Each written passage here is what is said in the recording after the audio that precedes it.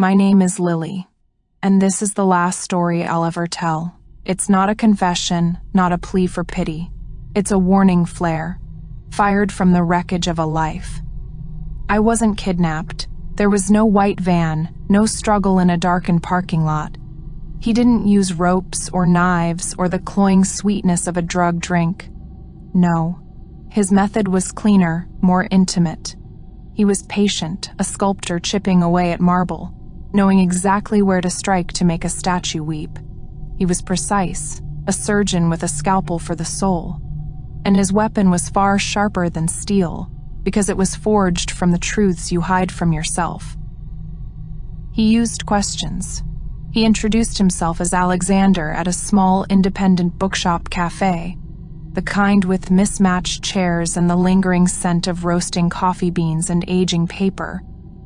He had a soft smile that never quite reached his eyes, a polite voice with a low, calming timbre, and dark obsidian eyes that seemed to notice everything. The way I tucked my hair behind my ear when I was nervous, the tiny, almost invisible scar above my lip from a childhood fall, the way my own smile faltered when I thought no one was watching. He was the kind of man you'd think you'd been waiting your whole life to meet. Handsome in a quiet, academic way, confident without the brittle shell of arrogance. He listened not just to the words I said, but to the spaces in between them, attentive in the little ways men so often forget to be. He made me feel seen, truly and completely for the first time in years. And I, a woman who felt increasingly invisible in her own life, believed him utterly. But Alexander was a mask, a beautifully constructed costume worn for the hunt. His true name, a name that feels like swallowing glass to even think, was Draguelia. And Draguelia doesn't date women. He doesn't love them or leave them. He dismantles them. He doesn't chase. He doesn't strike. He peels. Slowly, carefully, layer by layer, question by question, he strips away the fictions you've built your life upon, the convenient half-truths, the necessary delusions, the carefully curated image you present to the world. He makes you see the rot beneath the floorboards of your own identity, until what's left of you isn't a person anymore, just a wound that never heals, an echo in an empty house. And his method is so simple it sounds absurd, like a child's game turned monstrous. He asks 10 questions, just 10. I didn't run when he began. I thought it was a strange, intimate form of courtship. That's why I'm here now, in this silent room, trembling as I write this, ruined. My life is not just broken, it is a fine gray powder, nothing but ash that even the wind won't touch. So if you ever hear these questions, if a man with burning eyes and a calm, steady voice that feels like it's coming from inside your own head asks them, don't answer, don't laugh it off, don't try to be clever, don't stay, run. Run until your lungs burn and your legs give out. Run for your life. Because I didn't. And he never let me go. The first question was this: what do you tell yourself to fall asleep at night? We were on our third date, walking by the river as twilight bled purple and orange across the sky. I laughed when he asked it. It sounded so childish, like a secret shared in a sleepover tent. But he didn't smile back. He just watched me with that unnerving stillness, and his focus was a physical weight, pulling the truth from me before I could resist.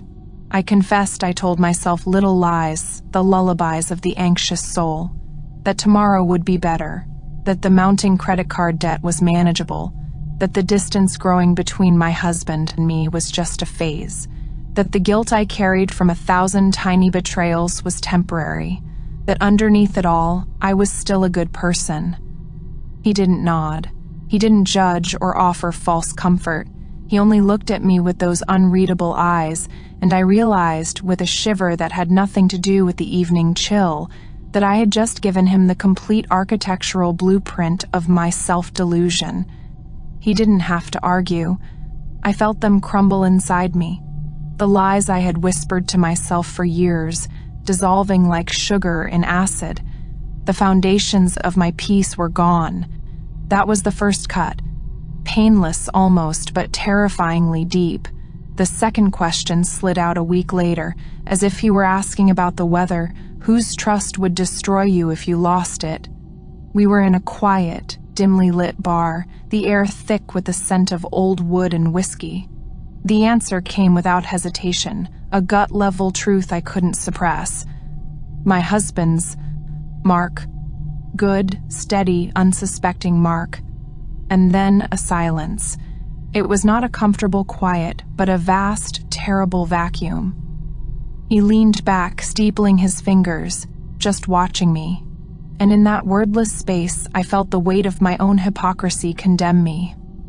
Because I had already betrayed that trust, in small ways, and one devastatingly large one I had buried so deep I'd almost convinced myself it hadn't happened. He didn't accuse me. He didn't have to.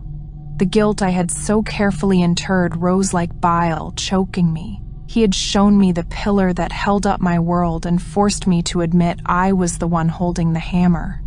I felt naked, stripped bare under the gaze of a predator. The third question was sharper, a sudden, brutal jab. When was the last time you told the truth, knowing it would hurt? I froze, a glass of wine halfway to my lips. My mind raced, frantically sifting through recent memory, then months, then years. I couldn't find a single instance.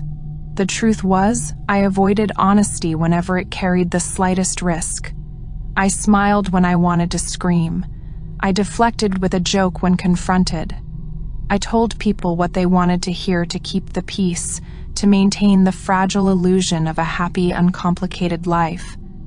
My kindness was a shield forged from cowardice, and in his quiet, patient gaze, I understood his silent point, that my entire life was a house built on sand, a facade of pleasantries and placations.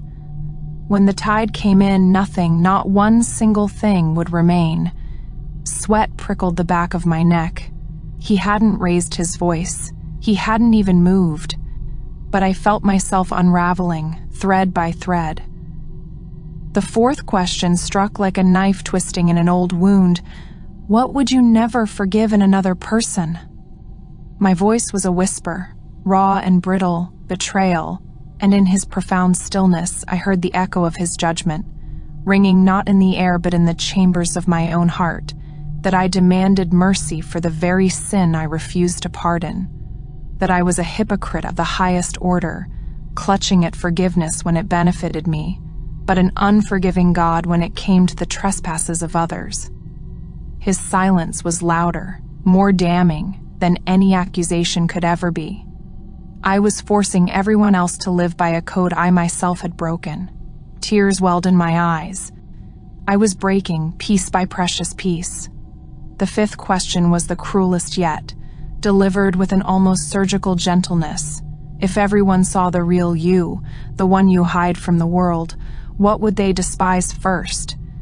I tried to swallow it down, to deflect with some shallow, acceptable flaw.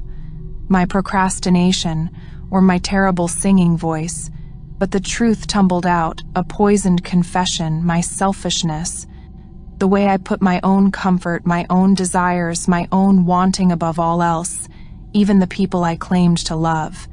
As I admitted it, I felt a noose tighten around my soul, because I knew, with a bone-deep, chilling certainty, that he would use it.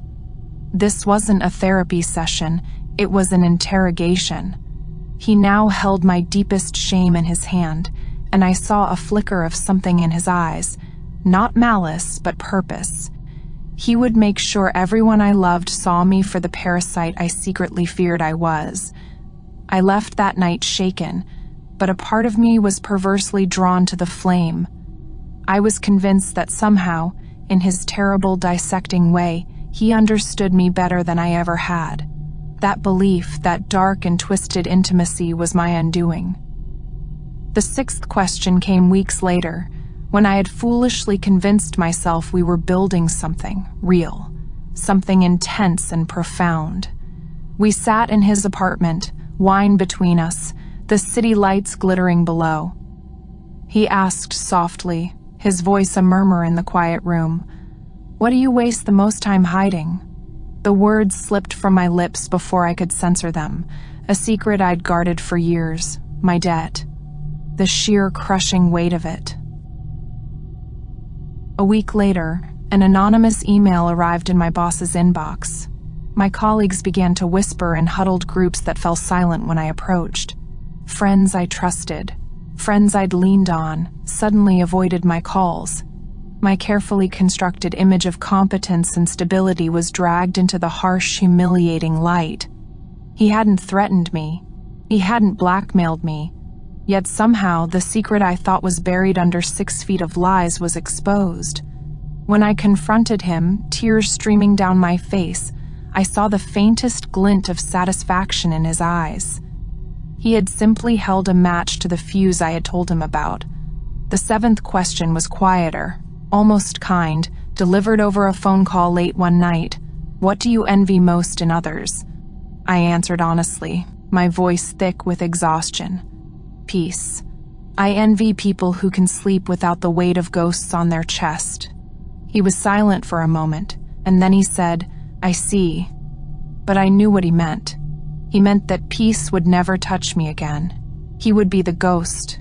He would poison every quiet moment, every reflective silence, until rest itself became an enemy territory, haunted by his voice and the truths he'd forced me to see. I haven't slept soundly since. Not once. The 8th question was almost tender, a blade wrapped in silk. What do you deserve that you will never have? By then, my marriage had crumbled. Mark had left, not with anger, but with a weary, confused sadness. He said I felt like a stranger. My world was a smoldering ruin. I choked out the truth to Alexander, to Draguelia, love. Real, unconditional love. Though he said nothing, I heard the unspoken verdict in the quiet hum of the room, that I deserved exactly the emptiness I had sown. That whatever mask of affection I wore, whatever role I played, inside I was hollow and selfish, and he had simply made sure the world, and I, could no longer deny it. The 9th question was brutal in its simplicity.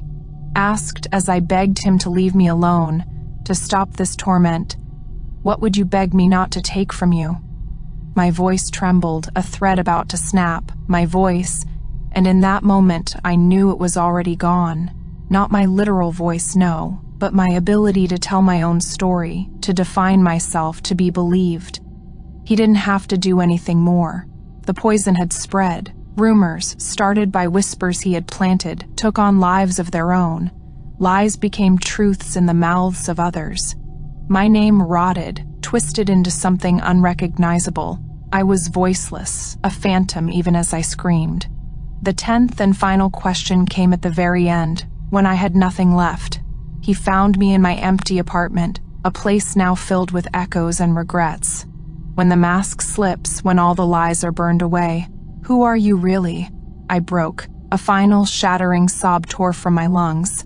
I don't know, I wept. I don't know anymore. He leaned close then, his presence heavy, suffocating, the scent of cold smoke and ancient stone clinging to him. The Alexander mask melted away, revealing something older, colder, with eyes like embers in a dying fire. And though he didn't speak, the words aloud, I felt them coil around my heart, a final damning brand. Then I'll show you. Since that night, I have not been alone. Not once. Even when my bed is empty, even when the house is utterly silent, he is here. I see him in my dreams, where we relive the 10 questions over and over, a litany of my own ruin. I wake gasping, sweating, his voice a perfect echo in my ears. I hear his soft footstep in the hall, only to find it empty. The air will suddenly grow cold, and I will catch the faint smell of leather and cloves. Sometimes, in the reflection of a darkened window or a television screen, I see a tall, dark shape standing behind me, and in the corner of my eye, the glint of his burning gaze, watching, patient, eternal. They say Draguelia is a myth, a dark fairy tale.